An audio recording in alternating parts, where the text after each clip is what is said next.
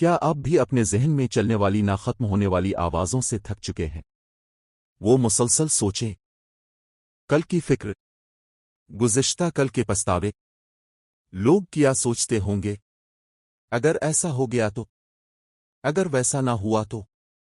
ایسا محسوس ہوتا ہے جیسے دماغ ایک لمحے کے لیے بھی خاموش نہیں ہوتا۔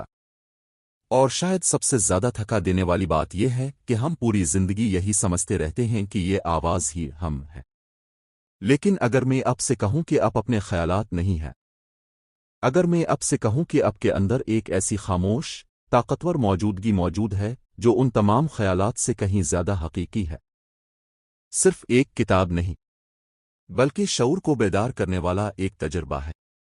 یہ کتاب ہمیں سکھاتی ہے کہ اصل سکون کہیں باہر نہیں، نہ مستقبل میں، نہ کامیابی میں، نہ پیسوں میں، بلکہ صرف اسی لمحے میں موجود ہے۔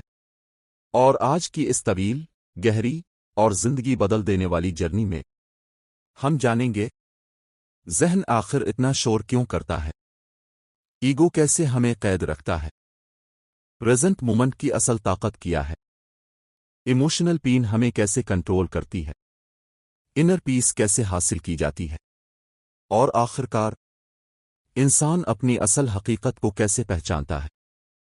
تو ایک گہری سانس لیجئے، اپنے ذہن کے شور کو چند لمحوں کے لیے خاموش ہونے دیجئے، اور اس سفر کا آغاز کرتے ہیں۔ کیا کبھی اپنے خود کو خاموشی سے بیٹھے ہوئے پایا ہے، لیکن آپ کے ذہن میں ایک مکمل جنگ چل رہی ہو، ایک آواز مسلسل بول رہی ہوتی ہے، تم کافی اچھے نہیں ہو، اس نے ایسا کیوں کہا، کل کیا ہوگا، کاش میں نے ایسا نہ کیا ہوتا، اگر میں ناکام ہو گیا تو۔ ہر چیز کو جج کرتی ہے، ہر چیز کا تجزیہ کرتی ہے، اور سب سے عجیب بات، ہم اسے اتنے عرصے سے سن رہے ہوتے ہیں کہ ہم یہی سمجھنے لگتے ہیں کہ یہی ہماری اصل پہچان ہے۔ لیکن کہتے ہیں کہ یہی سب سے بڑا ایلوژن ہے۔ وہ آواز آپ نہیں ہے، وہ صرف ایک مسلسل چلنے والا ذہنی پروگرام ہے۔ اس حقیقت کو سمجھنے کے لیے ایک انتہائی خوبصورت مثال دی جاتی ہے۔ ایک فقیر 30 سال تک ایک پرانے، ٹوٹے ہوئے ڈبے پر بیٹھا بھیک مانگتا رہا۔ ہر روز وہ لوگوں سے چند سکے مانگتا، ہر روز وہ خود کو غریب سمجھتا، ہر روز وہ یہ یقین کیے بیٹھا تھا کہ اس کے پاس کچھ نہیں۔ ایک دن ایک اجنبی وہاں سے گزرا۔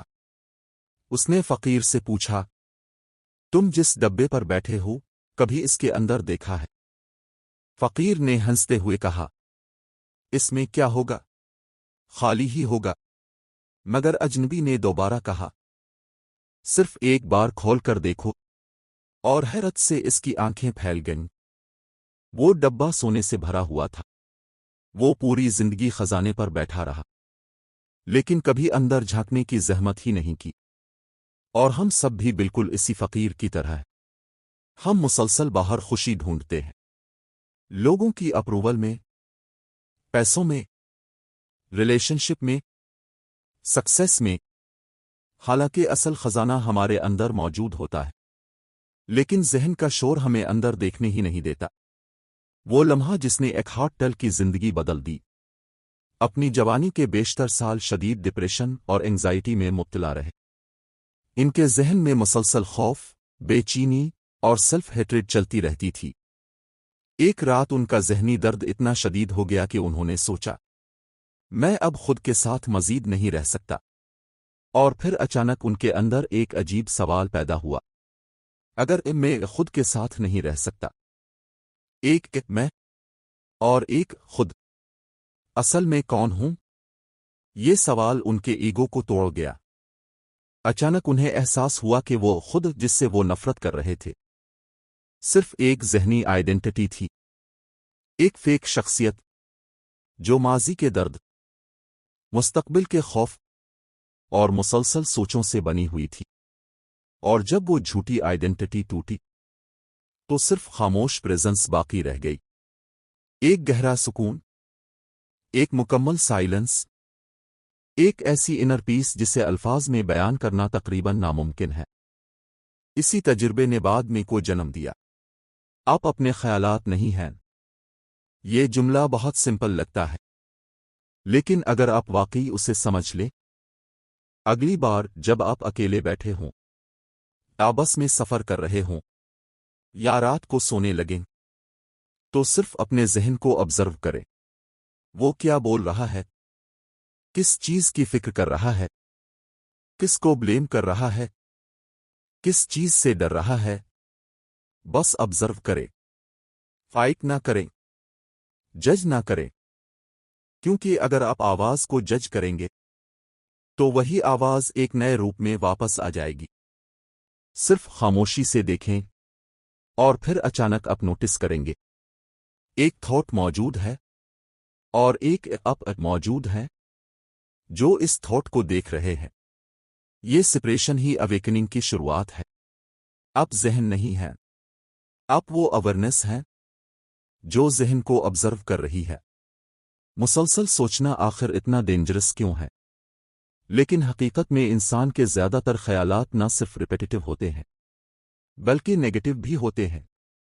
ذرا امیجن کریں اگر کوئی شخص سڑک پر آپ کے ساتھ ساتھ چلتے ہوئے وہ سب کچھ اونچی آواز میں بولنا شروع کر دے جو آپ کا انر وائس دن بھر کوائٹلی بولتا رہتا ہے، تو شاید آپ اسے پاگل سمجھیں گے۔ لیکن ہم یہی پاگل پن ہر روز اپنے اندر برداشت کرتے رہتے ہیں کیونکہ ہم نے ذہن کے ساتھ اپنی آئیڈینٹی جوڑ لی ہے۔ کہتے ہیں مائنڈ ایک بہترین سرونٹ ہے لیکن ایک خطرناک میسٹر۔ مسئلہ یہ نہیں کہ ہمارے پاس مائنڈ ہے، مسئلہ یہ ہے کہ مائنڈ ہمیں یوز کر رہا ہے، اور یہی انکانشسنس ہے۔ پریزنٹ مومنٹ وہ واحد جگہ جہاں زندگی حقیقت میں موجود ہے۔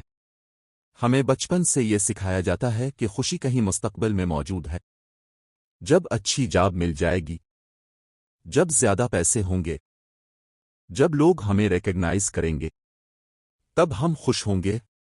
لیکن مسئلہ یہ ہے کہ فیوچر کبھی آتا ہی نہیں۔ جب بھی وہ آتا ہے وہ پریزنٹ بن جاتا ہے، اور اسی لیے انسان ہمیشہ کسی نہ کسی کمی کا شکار رہتا ہے۔ وہ سوچتا ہے بس یہ ایک چیز مل جائے پھر میں مکمل ہو جاؤں گا، لیکن جب وہ چیز مل جاتی ہے تو ذہن فوراً ایک نئی خواہش کریٹ کر دیتا ہے، اور یہ سائیکل کبھی ختم نہیں ہوتی۔ کہتے ہیں کہ انسان کی سب سے بڑی ٹریجڈی یہی ہے کہ وہ اپنی پوری زندگی ابھی سے بھاگنے میں گزار دیتا ہے، حالانکہ زندگی صرف ابھی ہو رہی ہے۔ پیسٹ اور فیوچر حقیقت میں ایگزسٹ ہی نہیں کرتے۔ ذرا غور کیجیے، جب آپ ماضی کو یاد کرتے ہیں تو کیا آپ حقیقت میں ماضی میں ہوتے ہیں؟ نہیں، آپ ابھی اسی لمحے ایک میموری کو سوچ رہے ہوتے ہیں۔ اسی طرح جب آپ فیوچر کی فکر کرتے ہیں، نہیں، آپ ابھی اپنے ذہن میں ایک امیجنری سینریو کریٹ کر رہے ہوتے ہیں۔ اس کا مطلب پیسٹ صرف میموری ہے، فیوچر صرف امیجنیشن، اصل حقیقت صرف یہ لمحہ ہے۔ لیکن انسان اپنی پوری زندگی انہی دو ایلوژنز میں کھویا رہتا ہے۔ کلاک ٹائم اور سائیکولوجیکل ٹائم میں فرق۔ وقت دو قسم کا ہوتا ہے۔ پہلا، پریکٹیکل کلاک ٹائم۔ یہ یوزفل ہے، مثلا میٹنگ سکیڈول کرنا، فیوچر پلاننگ کرنا، پیسٹ مسٹیکس سے سیکھنا، ایگزامز کی تیاری کرنا، یہ سب پریکٹیکل لائف کے لیے ضروری ہے۔ لیکن دوسرا وقت ہے سائیکولوجیکل ٹائم، اور یہی سفرنگ پیدا کرتا ہے۔ سائیکولوجیکل ٹائم وہ حالت ہے جب انسان مسلسل ماضی کے درد یا مستقبل کے خوف میں جیتا رہتا ہے۔ اب سے آفس میں ایک مسٹیک ہو گئی، کلاک ٹائم کہے گا ٹھیک ہے، غلطی ہوئی، اس سے سیکھو اور آگے بڑھو۔ لیکن سائیکولوجیکل ٹائم کہتا ہے تم ناکام ہو، لوگ تمہیں انکمپٹنٹ سمجھیں گے، اگر جاب چلی گئی تو تم ہمیشہ غلطیاں کرتے ہو، اور پھر ذہن ایک چھوٹی سی سچویشن کو نائٹمیئر بنا دیتا ہے۔ ویٹنگ ڈیزیز وہ بیماری جس میں پوری دنیا مبتلا ہے۔ ذرا اپنی زندگی آبزرو کیجیے، ہم مسلسل کسی نہ کسی چیز کا انتظار کرتے رہتے ہیں۔ ویکینڈ کا انتظار، ویکیشن کا انتظار، ٹرو لو کا انتظار، سکسیس کا انتظار، ریٹائرمنٹ کا انتظار۔ ہم ہمیشہ سوچتے ہیں کہ اصل زندگی بعد میں شروع ہوگی اور اسی ویٹنگ میں پوری زندگی گزر جاتی ہے۔ سے ویٹنگ ڈیزیز یہ کہتے ہیں، کیونکہ جب آپ انتظار میں جیتے ہیں آپ یہ کہہ رہے ہوتے ہیں یہ لمحہ کافی نہیں ہے، اصل خوشی بعد میں آئے گی، اور یہی انر ڈسسیٹسفیکشن کی جڑ ہے۔ پریزنٹ مومنٹ کو آنر کرنا کیسے سیکھیں؟ اگر آپ فلور صاف کر رہے ہیں تو صرف فلور صاف کریں، جلدی ختم کرنے کی کوشش نہ کریں، اپنی پوری اٹینشن اس کام میں لے آئیں۔